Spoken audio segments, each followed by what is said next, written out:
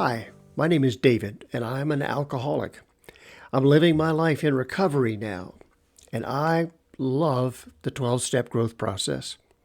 And I got to tell you, doing this study of the Beatitudes that we've been doing through the eyes of an alcoholic, this is like it's like a brand new, bold new step for me. So now we're at the 7th Beatitude. Let's go ahead. In the first 6 Beatitudes, we've worked to understand and build a personal life that's centered around this code of ethics, this seminar in how to lead a virtuous life, and the rewards for doing so that Jesus laid out in the Sermon on the Mount. But what we've addressed so far has been pretty much limited to our personal inner growth towards a virtuous life. And as for our life among friends and colleagues, the scope of these first 6 Beatitudes has involved only a handful of people at the most. But now with this 7th Beatitude, we enter into dealing with people who are not close acquaintances, who don't know our histories, and who don't have a clue about all the hard work we put in to achieve personal growth, to pursue a more virtuous, more meaningful life. And now we're back on their home turf. So what pitfalls are we about to encounter when we practice this new life in public? What self-doubts? What challenges to our fragile egos? What tensions that might make us resentful, might make us take a misstep? How do we re-enter the broader world of our lives? Well, the 7th Beatitude says, "Blessed are the peacemakers, for they shall be called the sons of God." The Filii Dei, the sons of God. I love the phrase. Why the term peacemakers? Why the term? What does that mean? Well, here's how I understand it. In the ancient world, the ideas of one group were traditionally made to prevail over another group through violent means. That was the way it was done. That was the way of the world.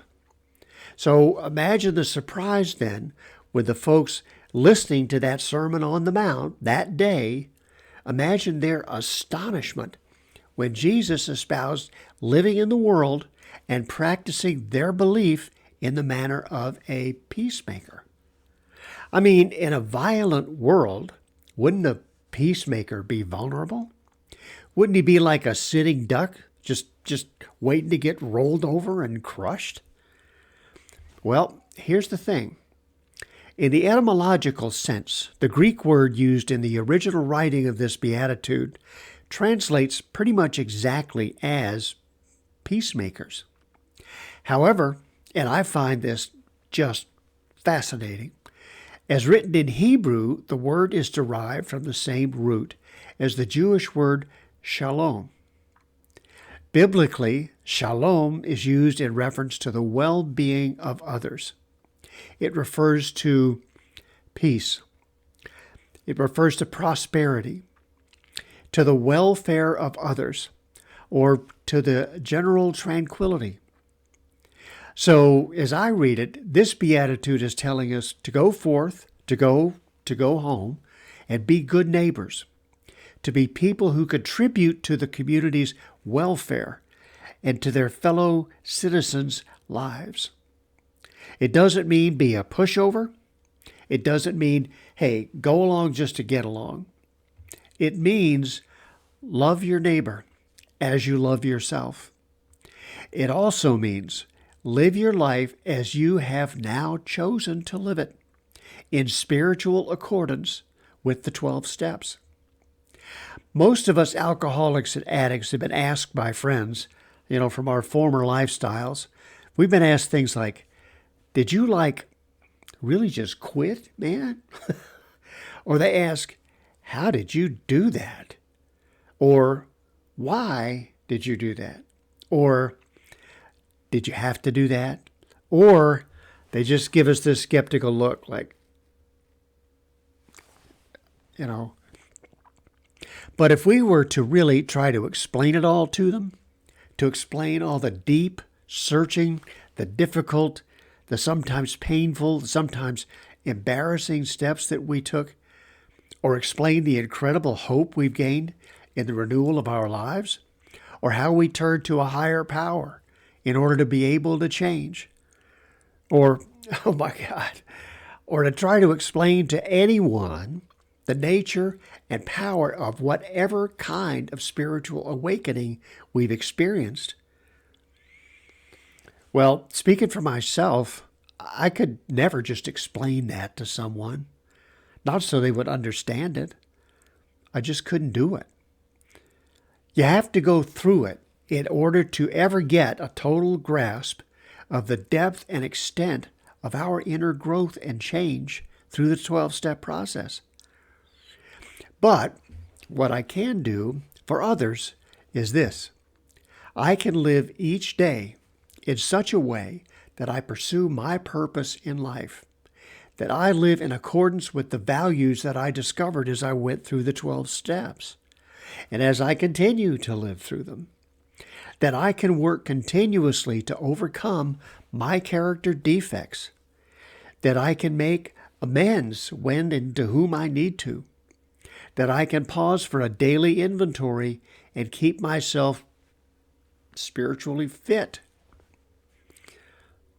I can do this without reservation, without self-consciousness, but as the renewed spirit that I become, finally free to be myself.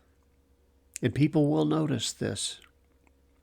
My actions will say more than I could ever put into words. This is like living in accordance with AA's 11th tradition, I will exemplify my renewed life to others through my daily actions rather than through mere words. So let's look closely now at what we're doing if we follow along with the 7th Beatitude. We're contributing to society. We're continuing to live our personal life to make spiritual progress every day, knowing that spiritual progress has no upper limit. So, to kind of wrap this up, this beatitude has me leading the absolute fullest of lives. First, I discover how to become a mature, responsible contributor to my friends, to my family, and to the society that I live in. That's my job as a contributing member of human society. And I feel good about my own self-worth when I'm filling that role. And second, I do this even as I continue my new life in sobriety, as I continue to make spiritual progress, as I continue to experience the personal spiritual awakening of my own understanding. It's like, man, that's a hell of a lot just to absorb, just to take in from this one short little 7th Beatitude. But that's the power of it. So next we move on to the 8th, the final Beatitude. Now, what happens if the world challenges us in our new life? Doesn't just say, come on. They push back. What if the world even threatens us? Well, in the Sermon on the Mount, Jesus gave his answer to these questions, and that's what we're going to find out in the next and final unit on the 8th Beatitude. Thanks so much for watching today.